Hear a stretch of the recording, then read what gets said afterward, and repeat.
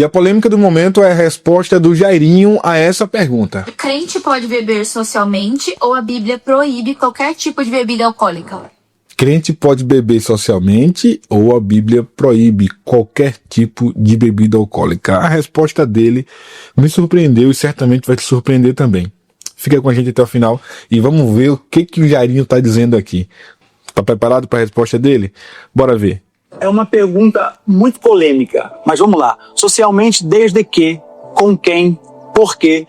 Se formos falar do vinho, o vinho não se bebe, o vinho se toma. A Bíblia vai dizer que o vinho você toma não para se esquecer, como uma bebida destilada que as pessoas tomam para se entreter ou para esquecer das coisas. A Bíblia vai dizer exatamente sobre o vinho que você toma para se lembrar, para se fazer memória, sentar à mesa. E o que é beber socialmente? O apóstolo Paulo vai dizer, não vos embriagueis com vinho, porque todo extremo é perigoso, mas enchei-vos do Espírito Santo de Deus. Então, beber socialmente precisa saber com quem, por quê, com quê, para que não haja nenhum tipo de exagero. Muito bem. Primeiro vamos analisar então quadro a quadro aqui o vídeo e a fala do Jairinho, né? Primeiro ponto, eu acho que apesar dele estar com o rosto bonito, rejuvenescido, depois de alguns procedimentos, esqueceram de ensinar ele a sentar. Essa é a postura de pastor sentar? De um homem sentar? Não é. Então, o primeiro ponto aqui a ser observado é a postura das pernas do pastor Jairinho. São grossas, são firmes, são malhadas, mas não precisa ficar assim, né, irmãos? Né? Não precisava ficar desse jeito aí. Eu acho que esse é o ponto 1. Vamos seguir? A gente vai parando aqui aos poucos. Uma pergunta muito polêmica, mas vamos lá. Socialmente, desde que, com quem, por quê? Se formos falar do... Não, inicialmente ele já fala, não, tem que ter o porquê, com quem, né, pra quê, onde, quando. E aqui, eu acho que já nesses primeiros segundos da fala dele, ele diz que pode, né? Pode, desde que é preciso entender com quem. Pra quê? Porque está se comemorando, eu acho que é por aí a fala dele. Claro que ele saboneta bastante, né?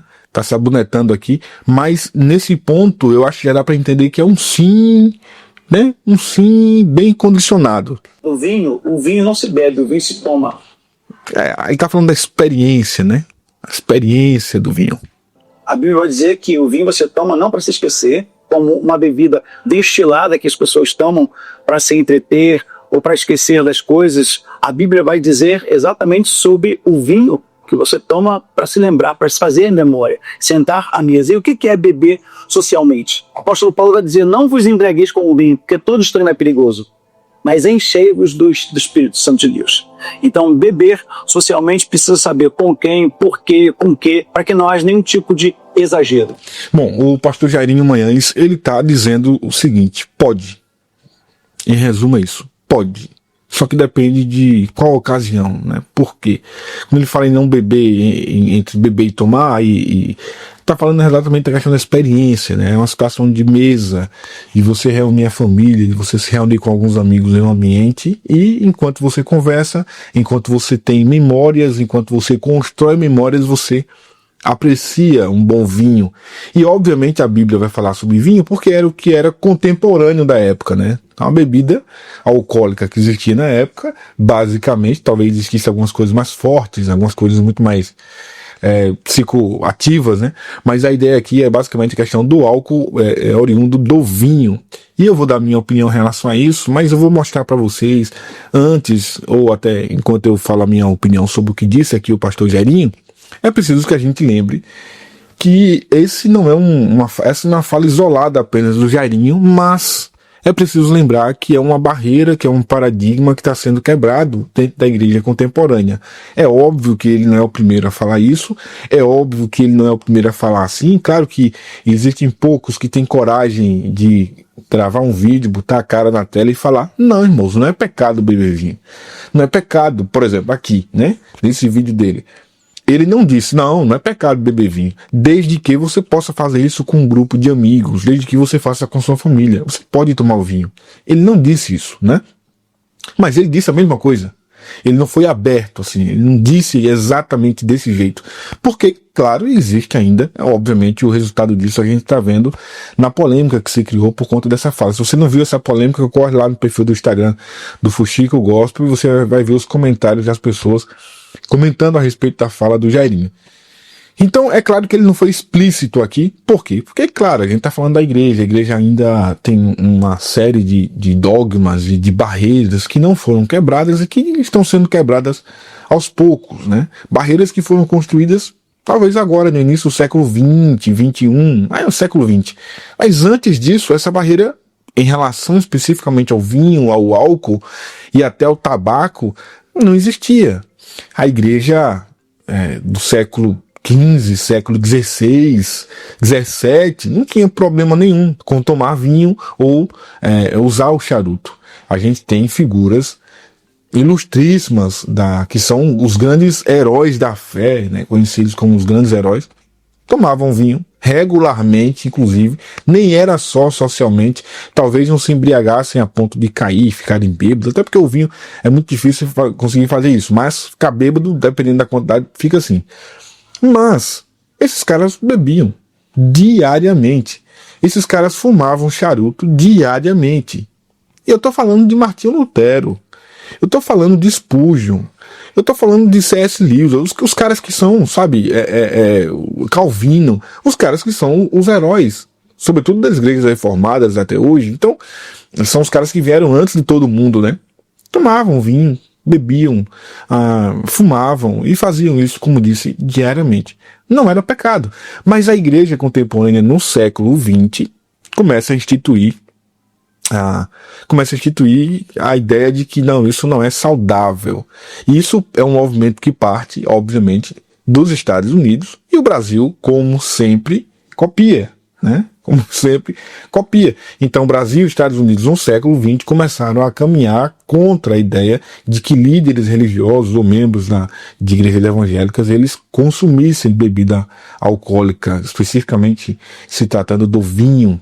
E aí, por óbvio, também se corta o tabaco. Mas essas figuras, né, que eu falei, Lutero, Spurgeon, Calvino, nunca tiveram problemas com isso. Quer dizer, problemas com isso não, né? Nunca tiveram problemas em fazer o uso disso. Mas os problemas vieram, né?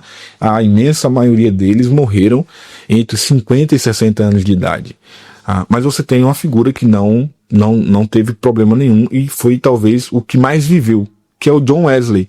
John Wesley não fumava, John Wesley não bebia, John Wesley inclusive pregava contra esse tipo de prática, morreu aos 87 anos, quase 90 anos, enquanto lá na Europa a média da expectativa de vida ficava em torno de 45, 47 anos, ele morreu com quase o dobro, aparentemente saudável, né? Os outros morreram, meu Deus do céu.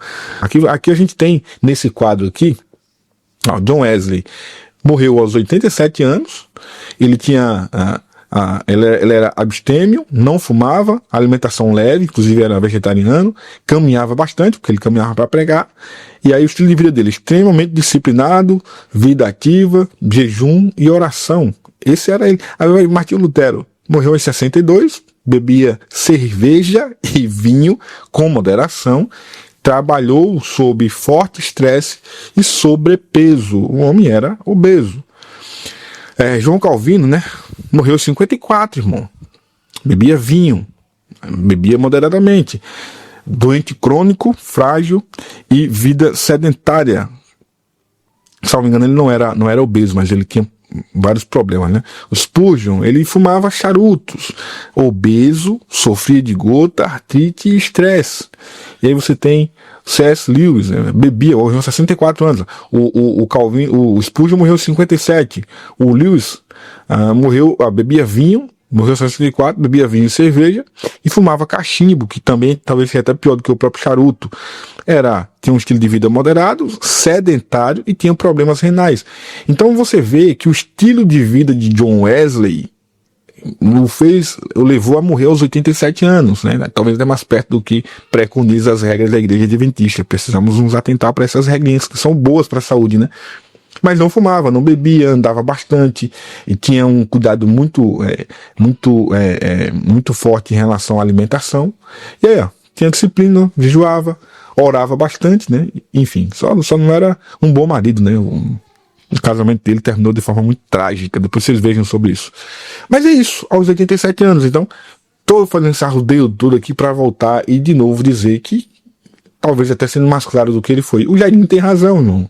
O Jairinho tem razão ao não condenar especificamente o uso da bebida, especificamente o vinho, né? De forma, inclusive, social. Um momento em família, não tem problema, a Bíblia não condena. Talvez quem condene seja o seu pastor ou até você mesmo. Agora, se a sua mente lhe condena, esqueça seu pastor nesse ponto aqui. Mas se você não se sente bem, não faça. É óbvio que você não vai fazer, né? Se você não quer, não, então não faça. Ou se o seu irmão vai se escandalizar, aí você não vai parar num bar e pedir, me dá um vinho aí. Não vai, né, irmão? Ou o que é pior, e aí os tempos modernos mostram muito isso, né? Você não vai abrir uma garrafa de vinho para tomar com seus amigos e postar na rede social, como eu vejo alguns pastores fazerem aí, né? Segurando uma tacinha aqui, só balançando aqui, ó. E dando aquela cheirada com a boca aberta, né? Você cheira vinho com a boca aberta e o nariz, enfim. Não vai fazer isso, né, irmão? Publicar na rede social, né? Aí, menos. Mas em resumo, os grandes pregadores da história, salvo John Wesley, e teve a vantagem disso, né?